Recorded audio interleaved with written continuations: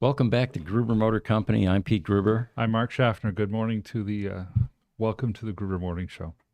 So you're probably curious, are we in a starship today? Our green screen behind us here is actually rendering an artificial intelligence image. And we're toying with that. If you remember, those of you that have been with us for a while, they used to be Pete's personal pictures from decades of photography, the ones that I was most proud of. But you know what? I'm really proud of some of these AI-generated images. I would never have been able to take one like this because nothing like this really exists that I could have gone to take a picture of, except in Hollywood, of course. Right. I mean, there's a few things that this can remind me of. You got the Avengers flying ship. You have Wakanda again with Marvel. You have maybe Star Trek Enterprise. Love the picture. And it's always a surprise, guys. It's all about prompts. And there's a whole profession emerging now called prompt engineers. These are people that actually are talented enough to put the words together to create a visual image. In this particular case, I put in engineering lab, futuristic, highly detailed, brightly lit, and this is what I came up with. So enjoy. We'll play with this a bit, and depending on the theme at each podcast, we'll try to match it to the theme. Since we're high-tech and futuristic, this one is fitting today. Now, we want to start by welcoming our TikTok audience. Starting today, our TikTok audience is seeing the background image. They are hearing our sound through the same system that our other platforms are going through. Guys, real quick, we are actually having some issues. We're working on it right now for the TikTok people. If you can hear me, just bear with us. Okay. Got some duplicate audio, but we'll fix it. A little duplicate audio, but we're hoping you can see the screen behind us. And again, our commitment is to improve the production quality for all of our streaming platforms. Understand that we have Instagram back on today, too. Is that right, guys? Correct? Okay. Yes, Instagram is seeing a green screen at this point, but we do have them back on, which is progress from what we've had in the past. Okay. So be patient with us. It's improving all the time. We're doing the best we can. Maybe, Pete, we should get started with following up on the 3 questions that we left off on our last podcast last Thursday. Fair enough. Our first one was from Alex on YouTube. He said, what tips do you have about towing an EV to charge a dead battery using the regen feature? Tesla says not to flat tow a Model 3 behind an RV for road trips. I just find that odd. You know, we talked about that a bit before this session, and you have, of course, in any electric vehicle, regenerative braking, which scavenges energy from the rotational mass on the wheels and charges the battery, unless you're, of course, feeding the drive motor. And that's one of the principles of a 3-phase AC induction motor is you're able to do that. We're fairly certain, and of course we can't corroborate this, at least in this session, that the regen braking shuts down when the car is off or when it's not functioning. And that would make sense because, like Mark pointed out, well, how are you going to do cooling? How is the firmware going to collect telemetry from the various parts of the car if it's shut off? Oh, yeah, absolutely. And, my advice is you just don't do it because you don't know what's happening to your car at that point. Right. It could be that the car sits in neutral and is fine. It could also be that car, it's not like a Jeep where you can just, drop your drive shaft and off you go. Yeah. You don't even have a transmission to drop. Everything is going through that electric motor. So at best, you're heating up the electric motor with a whole lot of friction and stuff coming from the road. At worst, you're overheating and overcharging your battery because those charge rates on regen are not that unlike the charge that you dissipate when you're using your energy. So you could be putting 300 watt hours per mile into that car. Within 10 miles, you could have, 3 or 4 kilowatts worth of energy put into that battery. That's a really high rate of charge. And then, like I told you before the podcast, you've got cooling issues because your car's not on, and so on and so forth. Or we have the whole Pikes Peak story, like we had with the T0. You could boil your battery just with lithium-ion battery, it doesn't boil. It becomes a Roman candle. Right. So yeah, with the safety system shut off, we can't imagine that you would be able to charge a main propulsion battery in an EV by using the regen option by towing it or pushing it, for that matter. Yeah, it's not a safe thing to do. I'm sure that you can find on YouTube where people have done it on occasion, but it's not something I would ever recommend. Second question came from Crunch de Grace Hopper, again on YouTube, and this user had said, per Kim Java's advice to use Tesla buyers, I ran the 24-hour service battery test on my Tesla Model Y long range to recalibrate it, but I couldn't find any report other than healthy. So what gives? Now on this one, neither Pete nor I were very familiar with this because first, we're not doing a lot with Model Ys at this point, nor are we doing very much with Model 3s. We tend to work with the older cars, Model S's, and especially with Roadsters. So I did a little bit of looking up and found and learned that the 2022.36.2 firmware release, which was released somewhere around October, November of last year, has a new feature on it. That feature is called battery test. You have to go into service mode in order to get to that feature, though. So it's meant for Tesla technicians to be able to do a test on the battery itself. The way that the test works, takes about 24 hours. You have to start off at less than 50% state of charge, and you have to be plugged into a level 2 charger. It's going to turn on its systems, discharge the battery all the way to 0%. Obviously, will dissipate a lot of heat from the car in the process. We'll let it settle at 0. Then we'll charge the battery all the way up to 100%. And that's regardless of what kind of charge limits that you might have. At the end of that, it'll take a reading of how many kilowatts of energy it put into the battery, compare it to the battery's capacity, and give you a percentage. So a new battery technically would come up at 100% because if you had an 80 kilowatt battery, it charged to 80 kilowatts, then you're good to go. If it was an 80 kilowatt battery and charged to 72 kilowatts, it'd come back and say your battery is healthy and at 90%. I think this is what Kim was asking about when she said the battery just came back as healthy. Mm-hmm. Unfortunately for me, because I'm not familiar with the process either, I don't know why your battery just came back and said healthy and didn't give you a percentage.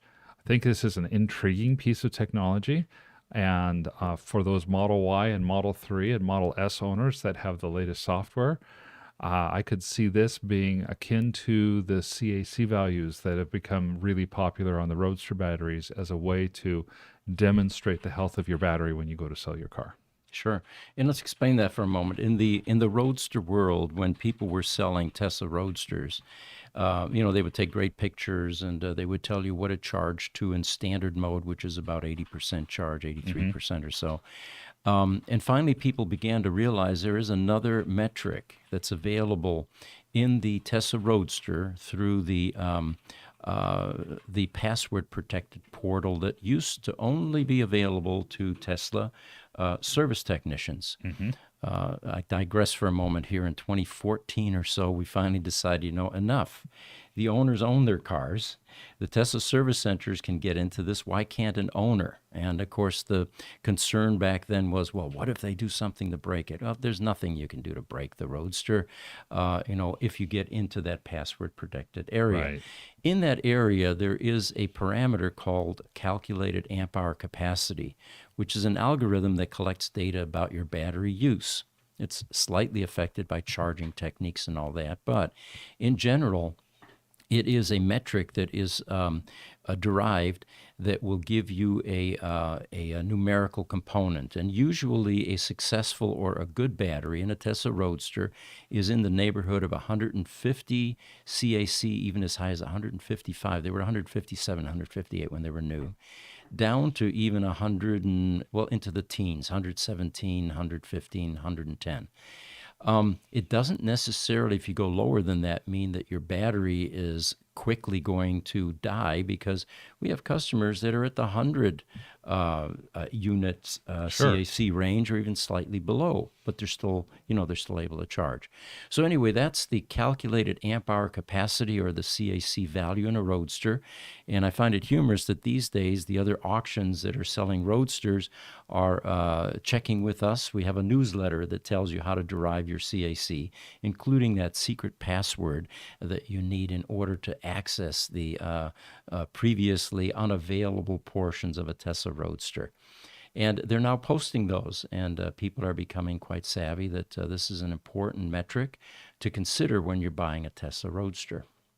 So it would be nice if Tesla used something like this for their later generation cars, because there's a lot of concern about buying used EVs, and the battery, of course, is the biggest one because it's a major expense.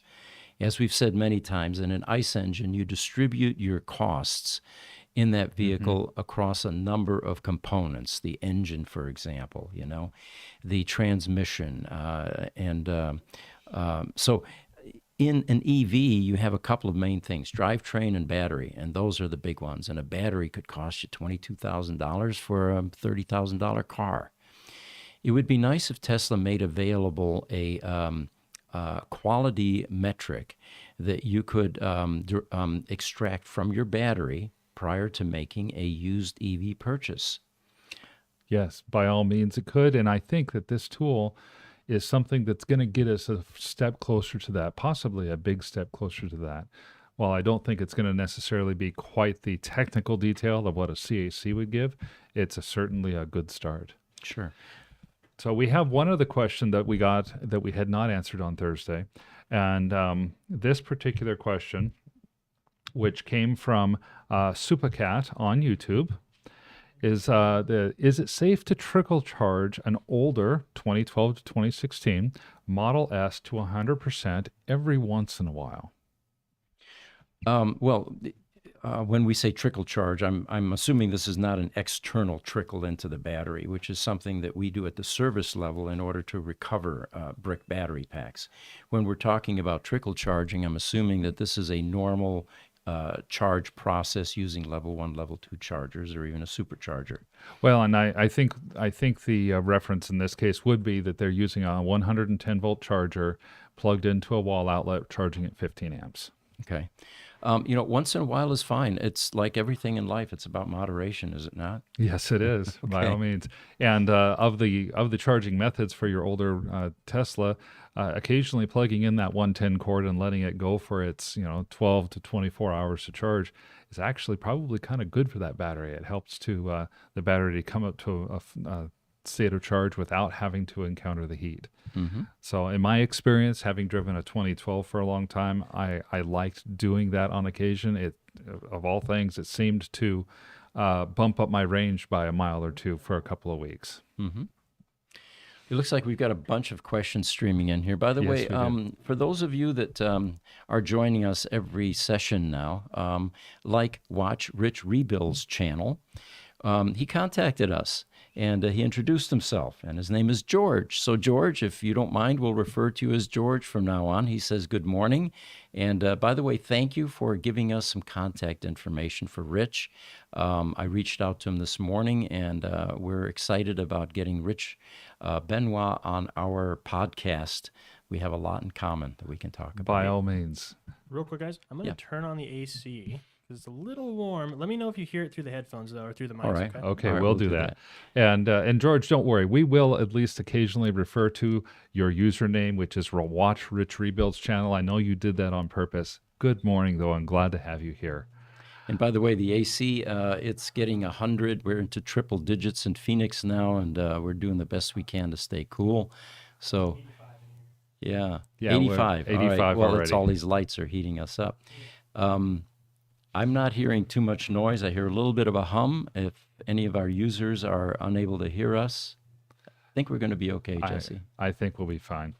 So More Light Jam says, hello, everyone on YouTube. Welcome from YouTube. Good morning. And then Eric Orsetti Also from YouTube, hello everyone, and hello Eric. Glad to have you on the show this morning.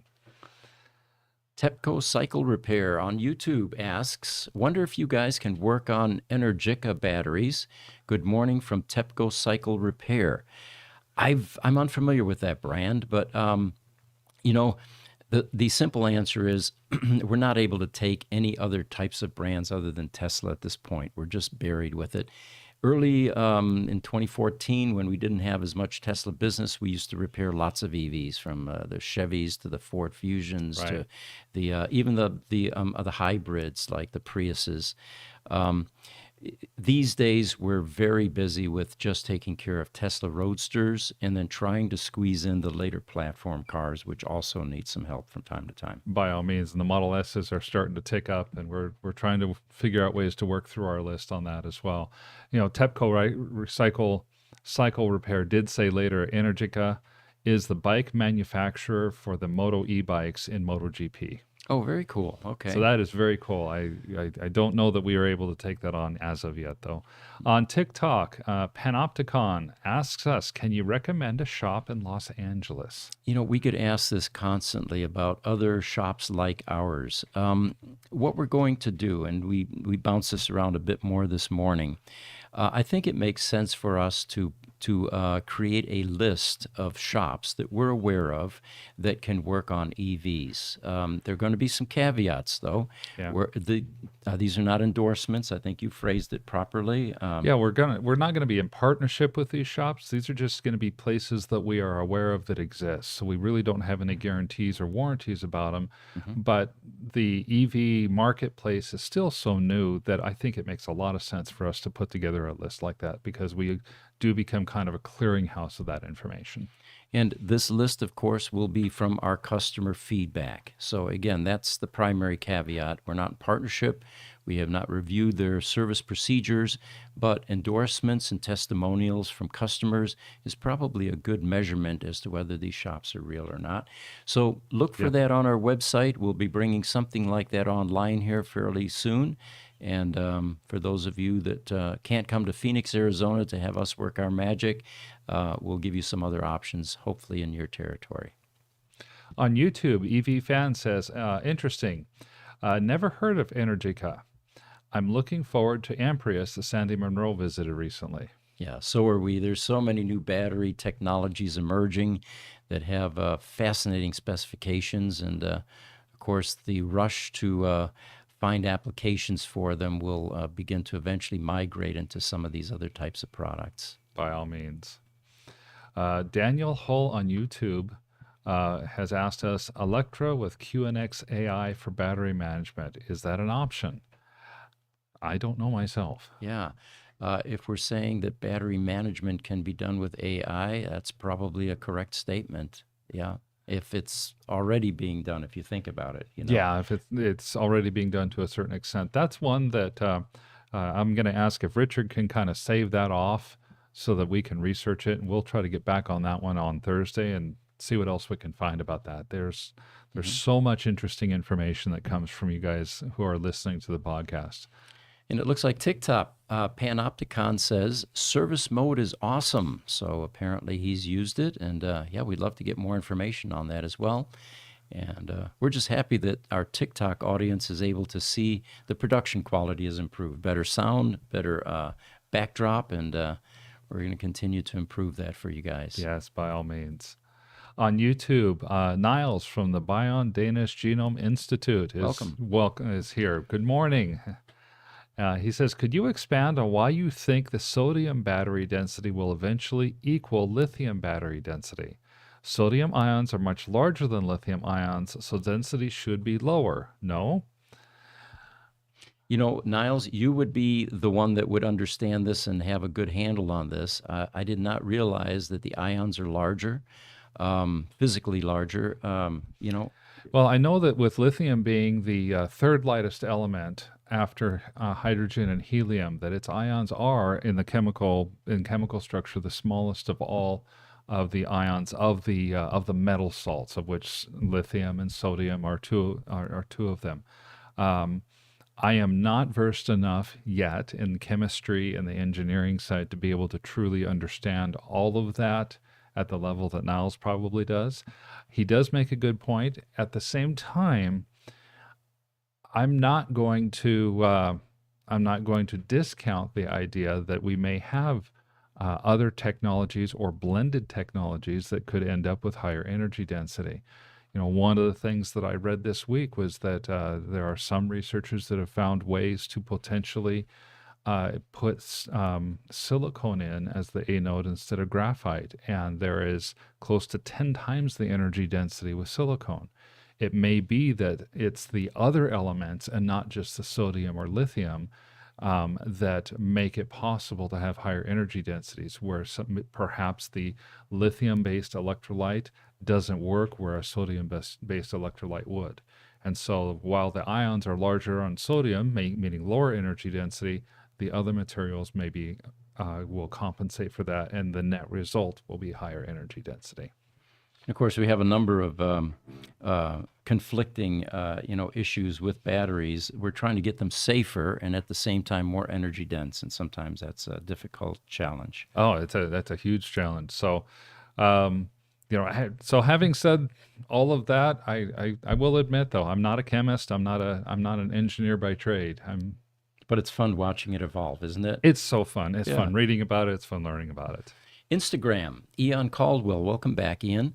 Hey guys, any update on the container roadsters? Yeah, I guess there would be. We got more pictures last week. So for those of you interested in those 3 0-mile roadsters, there are a lot more pictures. They're not high quality pictures, mind you. We've got cell phones and inside a sea container and some with video limited too. room videos. That's right, 3 videos of them as well. And they're not highly produced videos, but at least it shows you some angles on the car. The highest bid right now is $750,000, so about $250K per car. And the sellers now do have a deadline on the bids. And I don't know, can we bring that up? I think it's within a week. I think it was May 26th, if I remember right. Keep going on that. Yeah, it's at the bottom there. Yeah, May 26th. Okay. Yeah, I think it's notable that they learned that all 3 roadsters are sport roadsters when they were there and saw them. That was a change. We thought one of them was a base roadster, but all 3 of them now are sport roadsters. And I'm trying to think what else we had learned. The better quality pictures, of course, were very notable, and just still looking forward to seeing what happens and whether or not these will end up shipping from China directly to a buyer, or whether or not they're going to land here in the U.S. with us first. And if they come here, we're pretty excited about the fact that we can actually work on roadsters that have never been that have never gone into ownership. Oh, by the way, one other thing with these pictures is we now have 3 MCOs, Manufacturer Certificate of Origin. There was a lot of suspicion and speculation, and the naysayers were coming out. Well, what if it doesn't have the right paperwork? Then customs is going to impound them, and then you can wait for 3 months, and oh my God, it just went crazy, right, with speculation. There are MCOs, and there are also some tax advantages. Yes, on the MCO, the tax advantages are namely that there's going to be a price on that MCO if you decide to register it here in the United States, assuming it's a U.S. buyer. The United States, at least here in Arizona, Department of Motor Vehicles is going to take a look at whatever price is on that MCO, and the buyer would pay their sales tax to the state based on the price that's on the MCO. Well, your price for Tesla Roadster Sport would be somewhere between $120,000 and $140,000. We know that the bids are already up to $250,000, so somebody's not going to have to pay full sales tax, and that's only if they register it. If they don't register with the state, we believe that there is at least a chance that they would have just a simple private party transaction with no sales tax involved at all. And if this truly becomes a Picasso on the wall somewhere that you're never going to title and drive in the state where you live, I can't see any tax issue at all. Yeah, I don't think I would see any tax issue either. Just the fact that you've got 3 Elon Musk signed MCOs is going to have some people saying, yeah, I don't think I want to title this just Right, because I 'cause they want to have to keep the signature. Yeah, they have to surrender those. to the Typically, you yeah. have to surrender them. We had one car come through our Tesla Roadster sale service where they were able to somehow keep the original MCO with the Elon Musk signature, and so it had the title as well as that certificate of origin. It probably had something to do with a high quality color copier, and someone at the DMV blinked and didn't realize it was not the original. That would be my suspicion. That would be my suspicion as well. Yep. On YouTube, George from the Watch Rich Rebuilds channel, he said, talking about towing a Tesla behind our RV, maybe Elon will make an RV tow mode option in the near future if he hears about the RV tow issue. It could be an option like camping, pet, or jack mode, etc. Sure. Any of these manufacturers, if there's enough demand, they will insert that into the product. You know, and that is an excellent point that you make too, George, that it's just a software setting. We already know when the battery charges to 100% that regen simply turns itself off. Mm-hmm. So they could keep it regen simply turned off and have the car as a free rolling, and that would not be a problem. Right, right. YouTube, Paul Houlihan. Welcome, Paul. He says, I bought a 2014 Model S. The previous owner did a factory reset and battery capacity dropped to 37%. Tesla says it needs a new HV battery. Is there an easier fix? Well, this is a hotly debated issue currently. These early Model S batteries oftentimes are coming up with an error, the BMS 029 error. Mm-hmm. And it is a hotly debated issue right now, and we really don't have any official statement from Tesla at this point in time. No, we don't have anything official as of yet. We have heard that things like factory resets or sometimes software updates to the latest version of the software or the firmware for the car can reset a test timer that for some reason is not regularly firing. I don't know a lot of information about it, but what I do know is that these battery capacity surprises are nasty surprises for the drivers. Yeah, they are. TikTok, Scorpio King says, I only saw a matte green Tesla. Is that a one of? Not sure. The 3 Roadsters we're talking about are radiant red and 2 very orange. Maybe you can elaborate, Scorpio King. Well, I'm wondering too if he may have seen a Tesla that has been wrapped. You know, at one point we bought a satin green Tesla from this was back in 2017. It was we were very excited about it. It was a P100D with the ludicrous mode, and we got it at auction. It had some water damage from, I think it was Hurricane Harvey in Texas. And then when we got it here, we found out that some water damage was actually water up to the windowsills, and it was salt water. So there had been a lot of shorting that went on in the electronics. The lesson there, guys, is you can buy Teslas at auction. You can buy flood damaged cars, and your competition is limited because most of the paint and body shops are terrified of any electronics problems. But you're going to have winners and losers, and sometimes they both outweigh each other. So we bought 22 of them that year, I think. Yeah, we bought a lot of them that year, and several of them turned out wonderful. We had more than one that I can think of that literally we drove off the transport and spent a day or two, cleaning and disinfecting the interior cabin, and it was good to go. They had dried up enough during transport to where they were operational again. Yeah, that was amazing. So I think we were net winners on that, actually. Were you? Okay. I think so. I think so. On TikTok, Benner PI, statistics regarding EVs versus gas-powered to Dale's floor. Same range and carbon footprint of each? Not following that one. I'm not following that one really closely, and it's the Dale's floor comment that I don't really understand. So if you'd like to comment again and help help expand on that particular one, we'd love to be able to answer your question. Instagram and TikTok, Westby. He says, good afternoon from the Netherlands. Well, thank you for joining us. Good afternoon, and glad to have you here on Instagram. It's got to be late for you guys, yes. TikTok, Panopticon. He says, I use the one EV fix in Costa Mesa. Still too far. Oh, Costa Mesa, California. Okay. Sure. Well, yeah, Costa Mesa is, about halfway between Los Angeles and San Diego, if I remember right. Mm-hmm. So that could be, if you're up in the Los Angeles metro area, that still could be quite a drive. Instagram, Ewan Caldwell again. What does your team think? Do they think they can revive the batteries? I think this might be regarding that 37%. Yeah, that 37% problem. You know, what we're very good at is isolating resistive cells in the Roadsters and also the Model S's, and oftentimes it's just one cell, or repairing the electronics inside the battery pack.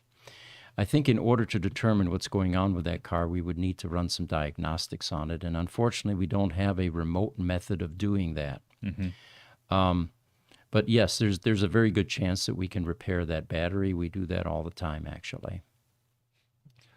On YouTube, George again from the Niles from the Bion Danish Genome Institute. He tells us that Jordan Giesige, Giesige. Well, Giesige? Giesige is the European way, or the Danish way of saying that. He would know, and so Niles is talking about the energy density of different battery chemistries. Mm-hmm. He normally speaks about the battery present and near future in great detail, but he will like to be interviewed about what will happen in 5 or 10 years or more. Sounds like a potentially great person to put on the podcast. You bet. We'll definitely try to reach out to him. Instagram, Aliyama4950 says hello from Pakistan. Welcome. You know, Welcome. we ask our audience to tell us where you're from, and it's we're always fascinated by the various parts of the globe that we're able to reach with a podcast like this. So that's always fun for us as well. And thank you for joining us. YouTube, Daniel Hull. I must get back to work. Have a good day. Thanks. I appreciate it. Here comes somebody that's been here before. YouTube, Trucker Alistair. Welcome back.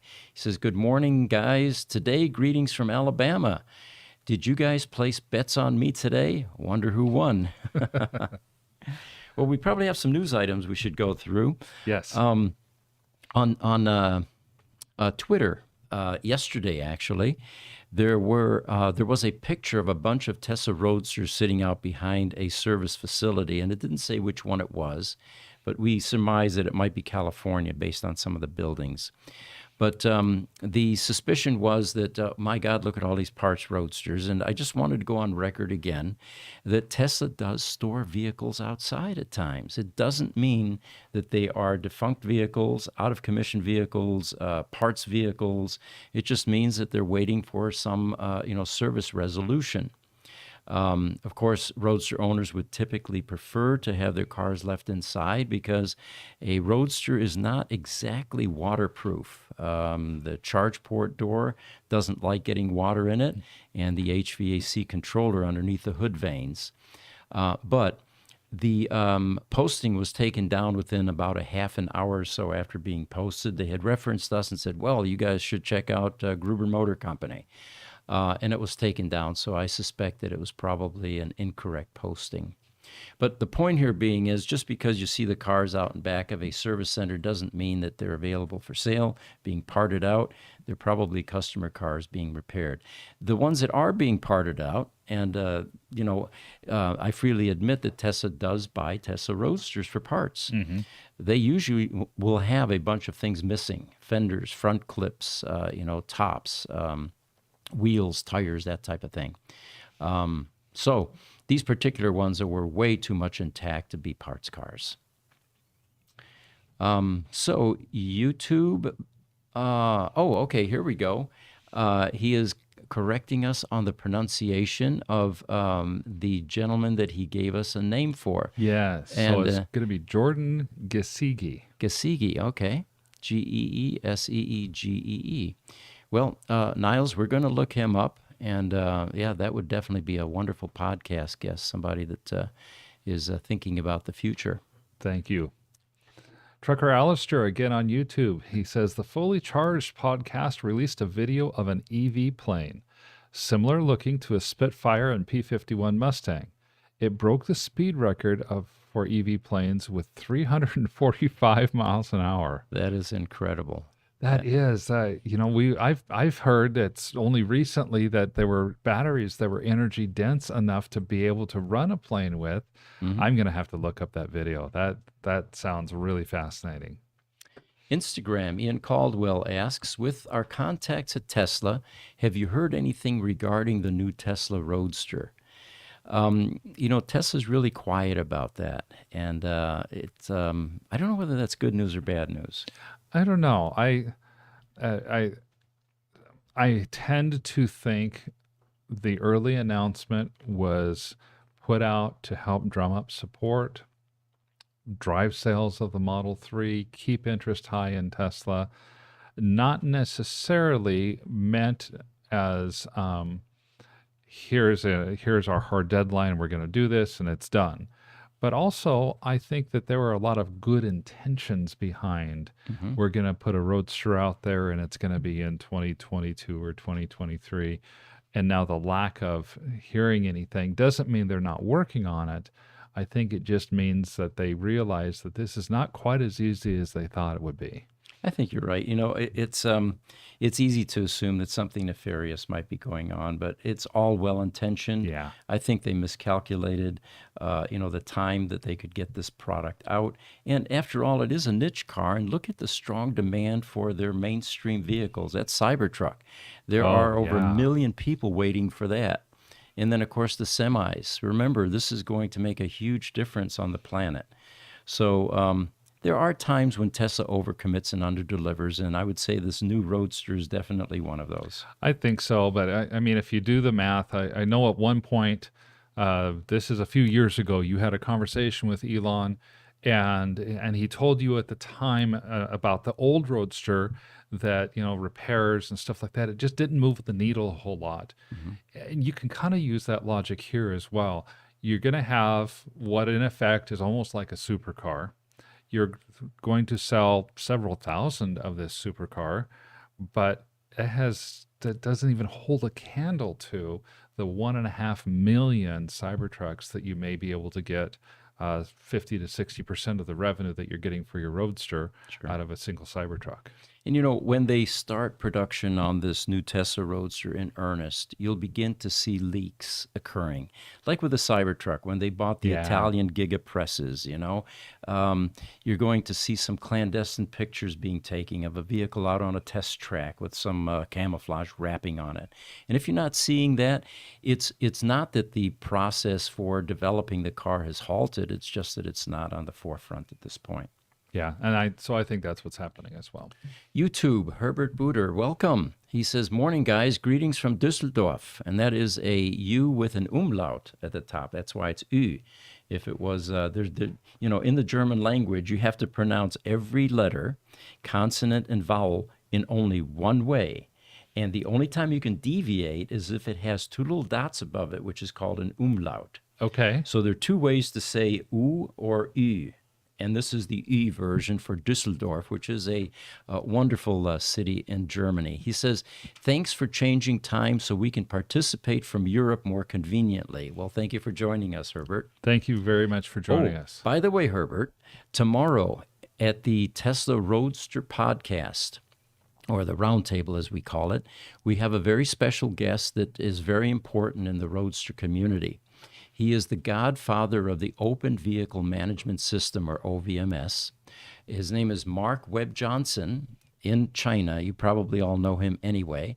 But he's going to be joining us and talking about the history of OVMS, what prompted them to develop it, what kind of features it has, what you can do with it, and what happened to the old network that went defunct. So bring your questions. It should be a wonderful session for anyone that owns a Roadster. And, there really is no reason why you should not have an OVMS system in your Roadster if you own one. The biggest advantage is, and believe me, we live in this world, Roadsters get bricked. They usually get bricked not intentionally, but because someone forgot to charge it while the owners were on vacation. With an OVMS system, the instant your Roadster is in trouble, it's going to notify you on your cell phone, so you can make a call to your neighbor, to whoever's watching your car, and say, make sure that circuit breaker gets reset. Make sure that that light is on. Let's get this car charging again. Yes. And that $500 or so for that option is money well spent, because you're going to avoid a bricked Roadster with it. Well, and with the Roadsters, we've said this to our customers before. They're not quite like the Model S or the Model 3. They don't have that internal connector that opens up. They have a manual service plug. So, Right. you park a Model S in the garage and leave for 3 months, no big deal, because that high voltage connection has been disconnected when the car turns off. Roadster's not that way. You've got 10 days to 2 weeks on the outside before a fully charged Roadster is at 0 miles and it's beeping at you and it bricks. And it won't charge anymore. Yes, then it has to make a trip to our hospital and get recovered. Yes, so the OVMS, highly recommend. Looks like Lightning Rod from Thunder Bay. Welcome, YouTube, Lightning Rod. And then Niles is back with us with the Danish Genome Institute, and he points out that I think Alistair means the spirit of innovation by Rolls-Royce. Very, very aerodynamic with a long nose and a front propeller. It's a test plane. Well, Trucker Alistair, if you didn't know that, it looks like we've got a definition for your name as well. Thank you, Niles. Thank you very much. And that helps me when I go to look up, because I think we're going to have some pretty cool videos to have to watch there. Lightning Rod on YouTube says, I think the Roadster 2.0 has to be the bar raised by everyone else trying to out-halo each other. When the 2.0 comes out, I believe it's GOAT. It's going to be the halo. Yes, I actually agree with you, Lightning Rod. I've heard of the concept of a halo car, which is a car that doesn't exist yet, maybe will exist in the future, probably will exist in the future, but it really is used to help bring positive attention to an automotive manufacturer. And so far, the Roadster 2.0 has fit the definition of a halo car very well. And there is one other advantage to this delay, which is that they're finding ways to improve it even further. Do you remember the SpaceX thrusters that they began to talk about? Oh, yeah. Which is going to take us down into the 1 second range, pulling G's. So let's see what they can come up with this delay. Instagram 9K2JW Anwar. He says, good morning, Mr. Gruber. Say hi to your guest, Anwar from Kuwait. He's been with us before. Yes, he has. And good morning and welcome. On YouTube, Paul Houlihan tells us, thank you for your answer. You were very welcome, Paul. Lightning Rod. He says, my umlaut is itchy. TikTok, Brandon, he says, your new office looks sick. Budget must be wild. Yeah.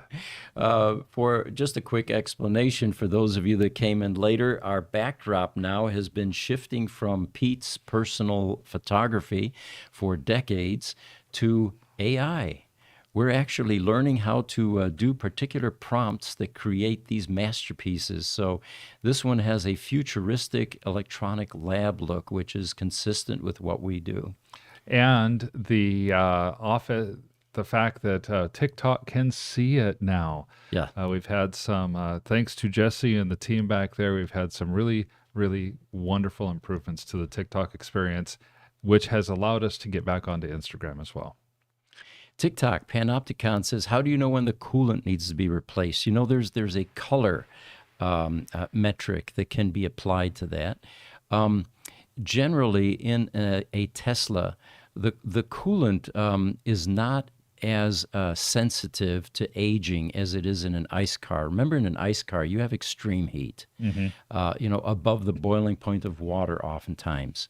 In these EVs, you don't get anywhere near that kind of, degradation. But our yearly preventive maintenance for the EVs does include doing a transmission flush. You know, there is oil in a Tesla Model S and in a Roadster. It doesn't drip, it doesn't leak, you know, and it doesn't come out the exhaust pipe since there is none. But there is some preventive maintenance that you can do, and that's probably a good session for us to, or something to bring into our podcast as some advice on what the owners can do themselves. Yeah, I think that is an excellent idea. Trucker Alistair on YouTube he says, thanks. Yes, this is a true test plane, but it was a very good looking plane. So, you know what, we don't get into news items much because you guys are keeping us so engaged with good questions. But a couple of them here. One of them is that Tesla apparently is now doing extreme weather testing. And the place that they're doing this is, let me see if I can find it again here. It was in Saudi Arabia, and it was one of the deserts there. I think they were going into United Arab Emirates as well as Saudi Arabia down in the Middle East. Mm-hmm. There's a picture that we can throw up here, guys, and it's the. I've actually got the video I'm going to play, so I'll pull that up. Oh, let's do that. Oh, okay. Fantastic. And you know, there's a funny story about this. In the early days of Roadster, they probably tried doing extreme temperature testing, but weren't that successful with it, because in Dubai there was a sheik that had a Tesla Roadster, and he was annoyed by the fact that it was going into power limiting mode often in extreme heat conditions. And Tesla actually sent a couple of engineers out there, one of them being Jameson Cummings, who's been on our podcast actually a couple of times, who was the employee 195, one of the first mechanics and technicians that Tesla hired. Mm-hmm. And along with a German engineer in Dubai, they were able to modify the Roadster sufficiently so it wasn't as sensitive to extreme temperatures. The other place you were mentioning that they're doing extreme testing was up in Norway. Up in Norway, okay. Yeah, it's extreme cold weather testing going on up in Norway. And that makes a ton of sense because Norway is fairly well populated. It has world-leading EV infrastructure. Now, for us in the U.S., to give a little bit of an analog or a little bit of a comparison, United Arab Emirates, the desert in Saudi Arabia, it's not at all unlike the southwestern U.S. desert, especially like the Death Valley, California area. They could do testing in those areas or down along the Colorado River and be very similar as far as the heat signature goes, although it might be a little more dry since UAE is right next to the Persian Gulf. For Norway, Norway's climate is not unlike northern Canada or Alaska. Mm-hmm. South Central Alaska specifically, and Oslo, for example, is at about the same latitude as the Homer, Alaska, on the end of the Kenai Peninsula. And then as you go around and head north in Norway, that Anchorage to Fairbanks area, climate is pretty similar, as well as the latitude being fairly similar. Mm-hmm. Okay. So, yeah, it looks like Tesla is taking these cars to some really hostile places regarding temperature. And I guess the temperature in the Saudi desert gets over 120 degrees quite regularly. Well, you know, Anwar has helped us with this because he's in Kuwait, so he will know. He says, take my advice. The hottest weather in the year, especially, is in Saudi Arabia. It's in July, and the temperatures will reach 55 degrees centigrade, which is about 131 degrees Fahrenheit. No way. Here in Phoenix, we had 122 years ago, and they shut down Sky Harbor Airport because the instrumentation couldn't read anything higher than that. That's right. And just a couple years ago, we had 129, I believe, in Death Valley, California. So, yeah, very hot. I don't like it. YouTube, Trucker Alistair says, yes, Dusseldorf as a British or as a Brit living there 30 years in Aachen. And that's Aachen, and most English-speaking people can't pronounce that properly. It's Aachen. It's sort of a guttural sound, you know? Yeah, that CH would confuse me every time. It's the same problem that that the Germans have with TH. There are no words in the German language like that because you have to pronounce every single consonant. So TH being a the sound, Sure, confuses sure. them. They usually substitute it for an S. But anyway, he says, and Düsseldorf has the longest beer counter in the world. Now that's a place I would like to visit. Sounds like fun. On YouTube, Addicted, what do you think of the Ghost mod? Don't know about that. I'm not familiar with the Ghost mod. We're gonna have to look that one up. Richard, you got an idea? I do, yeah. So I did a little research when that question came in because I knew we wouldn't have too much on the subject. It looks like it's an upgrade that claims to add 150 horsepower to Tesla Model 3s and Model Ys. Really? Mm-hmm. Oh wow, that yeah, we're not terribly familiar with the Ghost mod. I think it would be an interesting thing to learn more about. The fact that we haven't seen a lot of Model 3s and Model Ys, we're just not going to have a lot of experience. And there's a write-up on how does the Ghost mod work. Well, that's going to be something we'll research, and we'll have some opinions Absolutely. at the next show. Yeah. Absolutely. That's a very interesting feature. Do you know what if you can go back up just a bit there. Yeah, see that cable? Uh-huh. That's what we manufacture in our comm group. Yes, it is. And just from our experience, there's probably about under $50 worth of product there. Oh, It's the magic I wouldn't be inside there. surprised if it's under 25, honestly. Yeah. And by the way, guys, for those of you, if you're watching Ghost Upgrade, we can manufacture that cable for you, but $2,000 for that. It's I think the rest of the cost is in the magic. That is very cool. Yeah, it's gonna have to be that they have some sort of computer that goes along with it as well, and not just the cable. That just Reprogramming maybe or something like that. yeah, there's got to some be firmware, something yeah. more into it. Interesting. Well, thank you for enlightening us, Richard. We've got course. the yeah. All right. So it looks like Jesse is going to turn on the AC or turn it off at this point. Are we too cold? I'm going to change the temperature. Okay. Okay. It's dropped to like 10 degrees. Okay. For those of you who don't no, know, he's in cold. this room, it gets hot quick and then cool quick with this AC. Ah, Yes, All right, it does. guys. Yes, it does. if we can pop the questions back up there, we'll continue with those then. Ghost mod, that's pretty cool stuff. There we go. Instagram, Bruno M. Matos says, good afternoon, my friends. Hello from Canada. Welcome and Welcome. thank you for joining us. Yeah. And then Rafa on Instagram, Rav Wayfar, Nissan that has a test area here in Arizona. That's right. Does Nissan allow Tesla to test at their facility? Good Not that I question. know of. There was a Ford motor or a GM proving ground here in Arizona as well. One of our customers, actually. Yeah.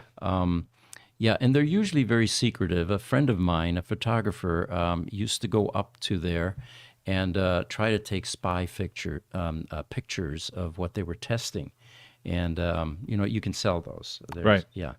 And but yeah, they're very closed. There's a great high degree level of security, so I can't imagine they're sharing and letting other brands in. But it would be nice because those test facilities are large, they're very expensive and expensive to maintain. Yeah, they do typically sit way out in the desert, the GM proving grounds. Once the city got too close to them, they sold it off. Oh, really? And so the GM proving grounds is now an area called Eastmark in Mesa. Interesting. Yeah. So Facebook, Sinclair Simmons, welcome Sinclair. He says, I am from Bermuda. You guys mentioned Roadsters a lot. I understand how the cells are epoxied in place, and have you looked at getting a manufacturer to build batteries for you that you can offer as an alternative that also have the ability to charge a cell as opposed to taking it out of the mix and just going for the ride? There is definitely money in the batteries for electric vehicles. Well, there are a number of questions there, but let me try to answer them in order here.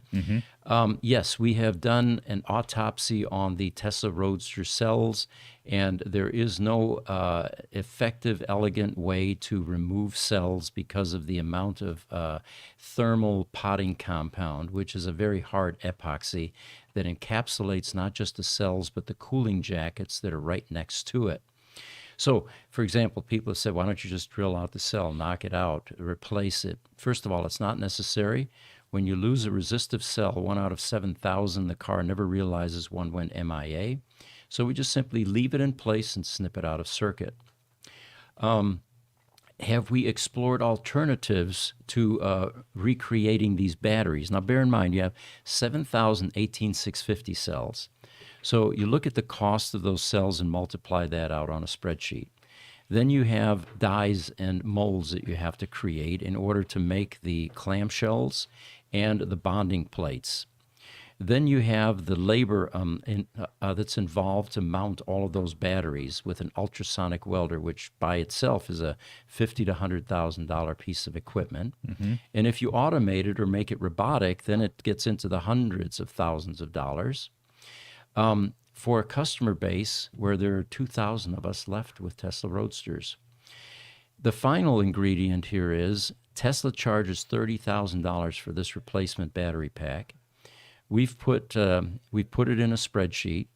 There is no way that we can find a way to make this cost effective at $30,000. So we're waiting for Tesla to continue to make them, and if they ever stop, then the cost of the batteries are going to go up, and companies like us will continue to make batteries for the Tesla Roadster. Well, and I'm looking at just went on here online to Alibaba, and I'm seeing, let's see, wholesale 18650 cells. Now, I'm granted they may or may not be compatible with what would be in the Roadster battery.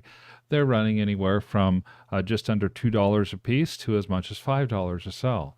So if you're going to get a cell, we learned this with the critical power area.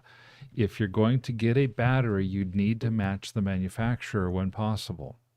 In fact, not matching your manufacturer can get you into a lot of trouble because the same battery at the same rating can have a very different discharge cycle on it. So you pretty much have to have the same manufacturer. Who manufactures the 18650 cell for Tesla Roadster? Well, back in the day, it was Panasonic Sanyo, 2.2 amp hour cells. But the problem is all these manufacturers are improving their product. Right, because these cells now are anywhere from 2.7 to 3.7 amp hour, and I'm not even sure if Panasonic Sanyo manufactures this type of battery anymore at all. Well, the other problem with it, Mark, is you now have to, if you have to change electronics, that's a whole new layer of expense. Right. Because you have not only the boards that have to be recreated, again, 2,000 customers, but then you have firmware issues. You've got to have people on staff that can, rewrite the firmware to accommodate not only the changes in the cells, but the changes in the boards. Sure, and I would think all we have to do is take a look at what Tesla did themselves. They had the 3.0 battery pack that went out in 2016. They discontinued after about a year and a half, and then what was it, 3 more years or more before they put out that battery pack again? The second generation, The second 3.0 generation of the battery pack, 3.0. yeah, which is an 80 kW pack. By the way, the original rating of the Roadster batteries was 53 kW. The upgraded version, which uses 3.2 amp hour cells, was actually 80 kW. And again, there were some changes made to the BMB boards in order to accommodate that cell. And there are changes to the firmware in the car as well once that battery gets loaded, if I remember right. Right. Yeah. The firmware had to be updated, and but again, at this point, it's somewhat of a non-issue because Tesla is still making these battery packs. They're continuing to support the Roadster, and it's very difficult for aftermarket to step in and try to compete. That is that's one of the things we have talked about in the past. Actually, when is the day going to come when battery packs become as interchangeable as car stereos? Right. It's gonna need to happen at some point in the future. The highly proprietary technology, where not only is one manufacturer's car not compatible with another manufacturer's car, but one manufacturer's model is not only incompatible with that same manufacturer's model. One manufacturer's model year is not even necessarily compatible inside the model year, because you have Inside the brand. early year and late year. That standardization is being worked on, but we're so far away on that.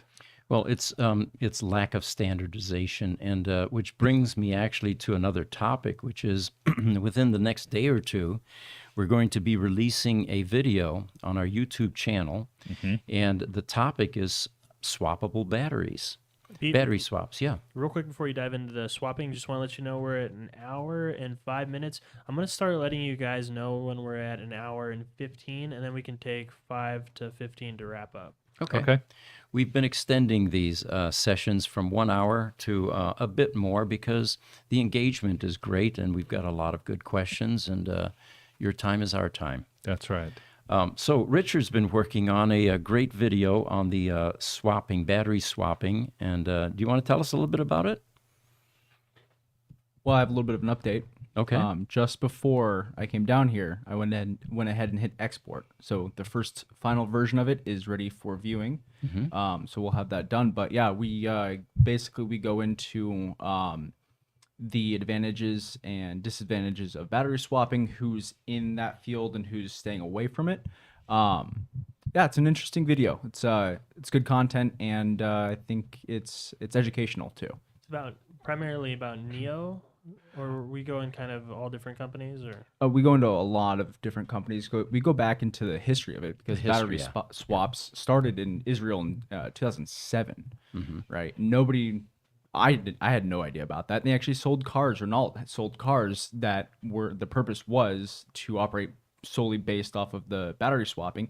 It had charging to augment, but the main selling point was the swappable battery, right? And I had no idea that was around that long ago. And once you guys watch the video, let us know your thoughts. Is it a good idea? Is it a bad idea? We're on the fence about it. There are some upsides and downsides to this whole program, but without standardization, that's probably the biggest problem. It would be nice if all the manufacturers collaborated and said, all right, we're going to make DC storage systems. We're going to make them in a certain footprint, a certain program signals, a certain voltage even. The voltages are different between Europe and the U.S. And with standardization, you can scale. The prices come down. Yeah. And you have interchangeability. There are a whole bunch of advantages. And with battery swapping, like Mark mentioned, you have variations even within the brands. There are 5 different Tesla Model S batteries. Yeah. It makes it difficult to do swapping. So the video will be pretty cool. It'll be out, when do you guys think? Exporting now, which means what? Means it's done. I think we need to review it as a team, and then yeah, we just got to determine review best it, make time. sure everything's good, and then we'll be in the next day or two. So maybe by the next podcast, Thursday, we'll be able to announce it and let you guys know. Or you can watch for it on YouTube. And Pete or Mark, when you guys want to read that bottom TikTok one, we have a shorter attention span on TikTok, so we just want to... Oh, TikTok, okay. Yes, we have another question about any update on the 3 Roadsters found in China. From QCLX, yes, the update on the 3 Roadsters. Check out the website. There are additional pictures posted. There are MCOs, pictures of the manufacturer certificate of origins posted. And the highest bid right now is $750,000. We don't know where that's going to end up. Our first choice on this would have been to have Elon bid on these, put one into each of the gigafactories in the front lobby as a part of their early history. And since he just spent $44 billion on Twitter, he may be able to steal these from and go higher than that $750,000 bid that we currently have. Yeah, it certainly wouldn't be something that would pinch him okay. financially. Okay. YouTube, Lightning Rod. Here's an interesting factoid, he says. In Canada, Stellantis has stopped construction on a $5 to $8 billion battery plant. Now, we had mentioned that in a previous podcast. I didn't know they had stopped production. I didn't either. He says somehow we're not giving them money fast enough. Think Stellantis is a doomed automotive entity and is counting on that money to just survive for the next 2 to 3 years. Should Canada just nationalize this endeavor? Ooh, now we're starting to sound like Cuba, all right? And make our own batteries and maybe just look for a client rather than subsidizing a car company that has chosen not to move with the times. Would it be better to build a product that is top quality and look for a buyer rather than supporting a client that makes bad choices? There's a lot of stuff to unpack in that. Of course, first and foremost, Stellantis is the owner of Chrysler here in the United States. So they've made a very public announcements on the recent New York Auto Show about the Dodge Ram Revolution 1500. The Ram Rev 1500, I think is what they call it. And so they are trying to come to the battery game. At the same time, you hear about the cash burn that's going on in the EV industry. That cash burn is not related just to the EV startups. In the first 3 months of this year, Ford lost $2 billion on its EV line. Amazing. It's really amazing to see. So at some point, something's got to give.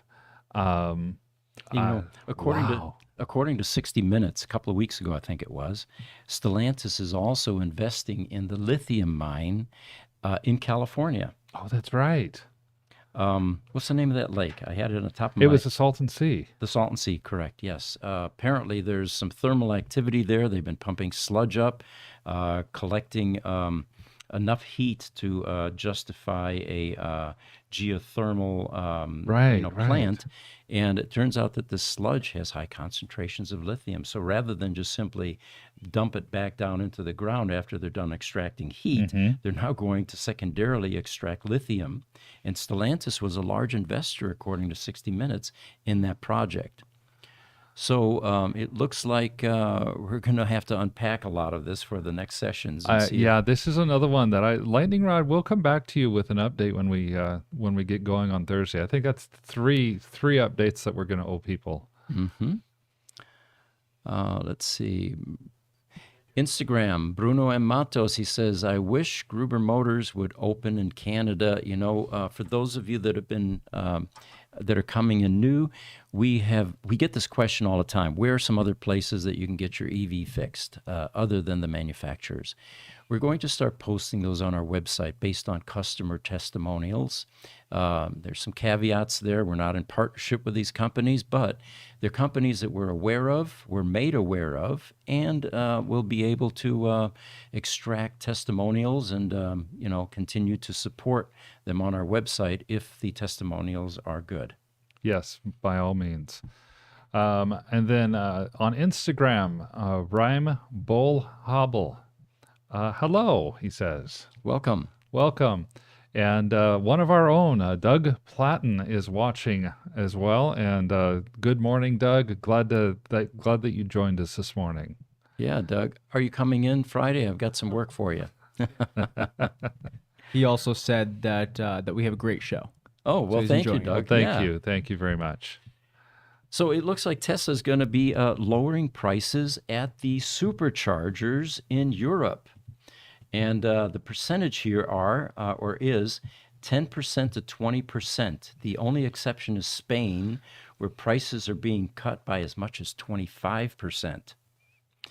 So Germany, the price has dropped from 52 to 59 cents, or from 52 to 59 cents to 39 to 47 cents per kilowatt hour.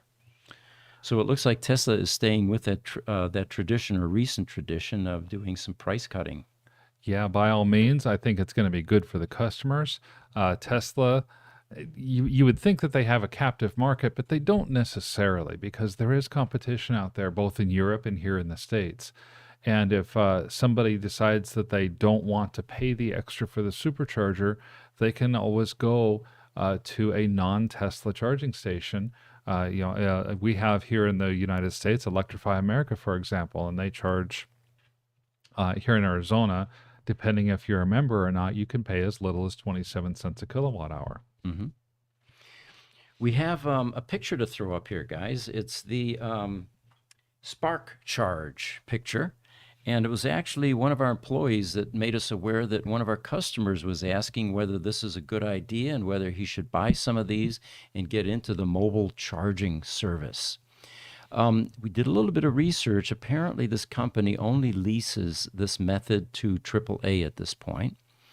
And our customer may be, they may be courted by them since they're in the battery business. But the upshot here is when you have an EV and you run out of juice and there are no charging stations near you, you're oftentimes idled. At that point, you have an option, which is called a flatbed tow truck. And if you have spent any time at the Tesla Superchargers, it's not uncommon occasionally to see a flatbed tow truck show up with a Tesla on the flatbed, and they either drop it or connect it right there if they can get close enough to charge the car to give them some more range. This is another way to do that. This is actually a DC fast charging method. So what I'm envisioning inside these boxes are batteries. And it allows a charge. And let me give you some statistics here. It will give you 30 miles of range in 30 minutes, helping you to get back on the road or find the nearest supercharger or destination charger. It claims that it has less maintenance. EV charging stations can experience 25% downtime and various issues. This Roadie product, made, by the way, by, let me see if I can find that. I'll tell you here in a minute, is free from the grid and free from the constraints of typical EV charging stations. Well, I think it's by that Spark Charge. If I can see in the image, I think That that's is what it it. says. Yes, Yeah, it's by Spark Charge. That's the company, Spark Charge. So here is yet another cottage industry that seems to be attempting to make inroads in the EV explosion. This is very cool tech. It makes me think of some of the more recent car models that have come out that have vehicle-to-vehicle charging capabilities, like the F-150 Lightning or the announced Cybertruck, I believe, has vehicle-to-vehicle capabilities. That's going to be the first Tesla one. Not positive of that yet.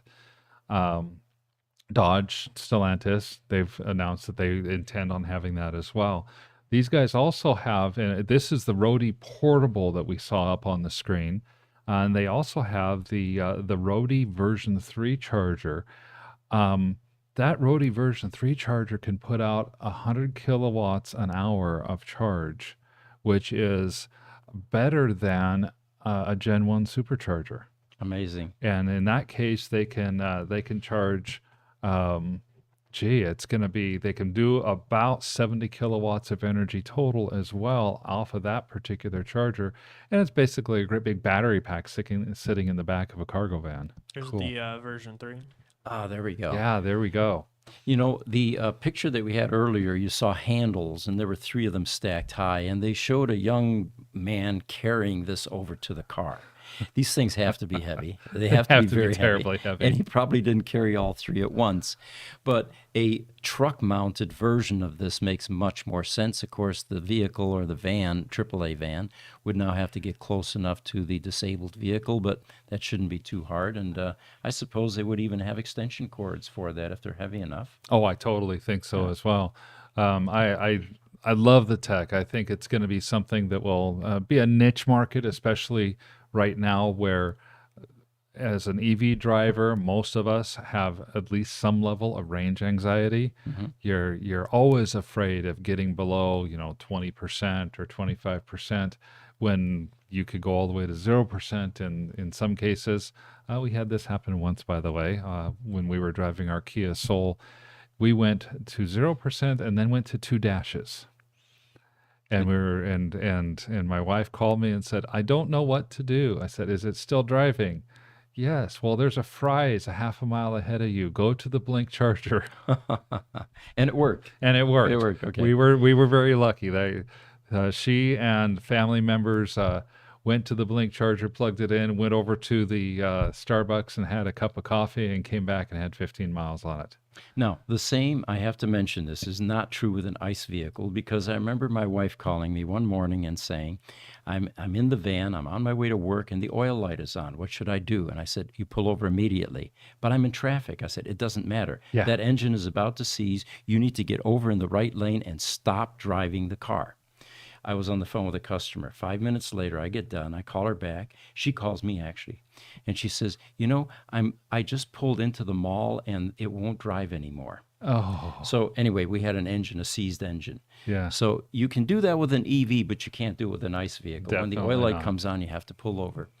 So it looks like TikTok, Carlos Gino, he says, thanks, guys. And then we've got a YouTube visitor, Michael Aldea. Michael is a Tesla, ex-Tesla, or maybe even current at this point.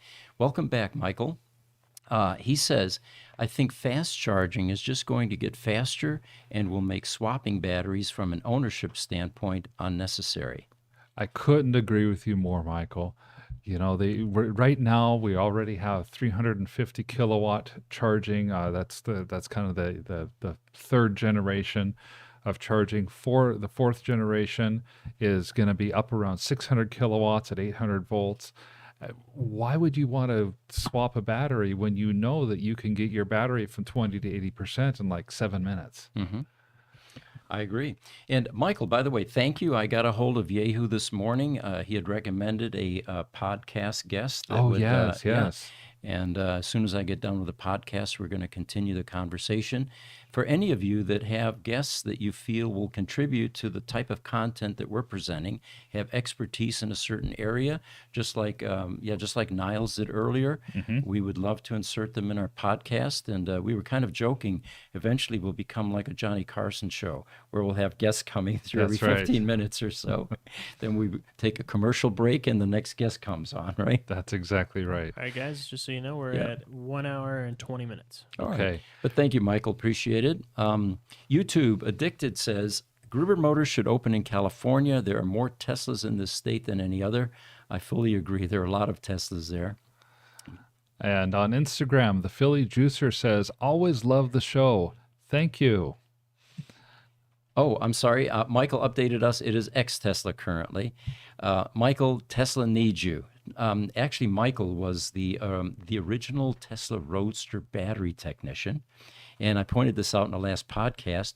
They actually showed a picture of an ESS pack, and his name was on the side with a date on it. Oh, that's fantastic. That's amazing. On Instagram, E Snyder Weiss V7 says, y'all got a Cybertruck reservation. I do not, and I feel guilty about that because I've regretted it ever since. It was only what, $100 or something Yeah, like it's, that. it was something cheap. I do not have a Cybertruck reservation. I likewise missed out. Yeah. I missed out on a Lightning reservation. I have put my $100 down for a Dodge Ram Revolution. Ah, okay. So it's come mid to late 2024 when they start coming out and we have the opportunity to order. I'll talk with my wife and we may take that opportunity. I like the 500-mile range that they have. Cool. Yeah, the other guy that regrets it is Sandy Munro, for obvious reasons. Oh, They yes. want to do a teardown, but he said some of his employees have a reservation, so they may get one before too long once they start being released. Drive my truck to work, call my wife. Yeah, the truck is in 500 pieces. Yeah, yeah. Instagram, TGIOVS. He says, hey, from Switzerland. Welcome. And on Instagram, the Philly Juicer has a question for us. He says, what are your thoughts on the other car companies? I have a Tesla X. For example, what are your thoughts on Lucid? I like the Lucid. It's definitely the same luxury feel as the Tesla Model S. It has some improvements, enhancements.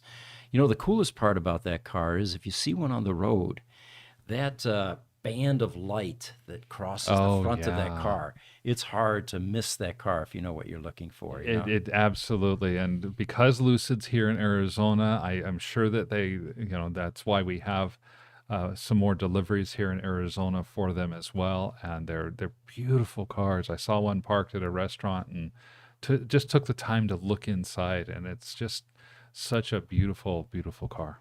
And if you're supercharging these days, a Lucid may just show up to give you a free ride to let you experience the car. That's exactly right. YouTube Lightning Rod says that the battery innovation is now happening so fast in relation to power and charging that it is really hard to predict how far it will go in a 10-year span. Lightning Rod, I'm even looking at the next year or two. The rate of change is exponential. New technologies constantly being introduced, new chemistries, and of course the whole notion of carrying 1,000 pounds of DC storage with you will eventually go away as well, and we're looking forward to that. Photovoltaics, for example, By all getting means. enough energy while on the road, which is one of the topics we didn't talk about today. We'll We'll have to do it catch next that time. one on Thursday. With the energy that's charging inductively or while you're While driving. you're driving, or in two ways, one from the roadbed, inductive coupling, and from the sun. So we'll probably laugh at having to had carried around 1,200 pounds of DC storage, and at some point in the future. Yes. I would like to invite, but the questions keep coming in, guys, but we do have to get some closure today. Join us again Thursday, because we do this Thursday at 10 o'clock as well. Tomorrow at 10 o'clock, however, we're going to do our Tesla Roadster podcast. And we have a very special guest, one of the godfathers of Roadster technology, aftermarket technology, I should say, Mark Webb-Johnson, who's currently living in China, his team developed the Open Vehicle Management System, OVMS, for the Tesla Roadster. Long story short, the Roadsters at one point were able to be connected to a network or polled remotely when the 2G network was active and available in the United States. It's been gone for some time. And the ability for the service centers to remote into your Roadster evaporated with that technology going away. So what Mark and his team developed was a little black box that taps into the VMS in the Roadster, and it allows you, using the current network technologies, 4G and 5G, to reestablish a connection to your car. It is a lifesaver for the Roadster, because more Roadsters get bricked with circuit breakers being tripped while on vacation and the charging stops. It's not like the later model Teslas, where you can go to 0 miles range and the car continues to function. The Roadster actually reaches a condition called bricking, where it can no longer drive, and then it has to go to a shop like ours where we can trickle the voltage back and repair if there is any damage inside the pack with either resistive cells or a brick that is not functioning properly. So Mark will be joining us tomorrow. He's available for question and answer. Any of you curious about what OVMS will do for your Roadster, it's a session that you should be in tune with. And for those of you that can't make it tomorrow at 10 o'clock, all of our sessions, all of our podcasts are posted on our YouTube channel under streams or under live, and you can review it after the fact. So we'd like to invite you. And do we have anything else we want to cover this morning, guys? I think I'm good for I think now. that's it, yeah. All right. Well, thank you for joining us, and we've had a global audience this morning. It's fun. Any questions that we didn't get to in this session, we will pick up again Thursday. So thank you for joining us. Take care and have a great day.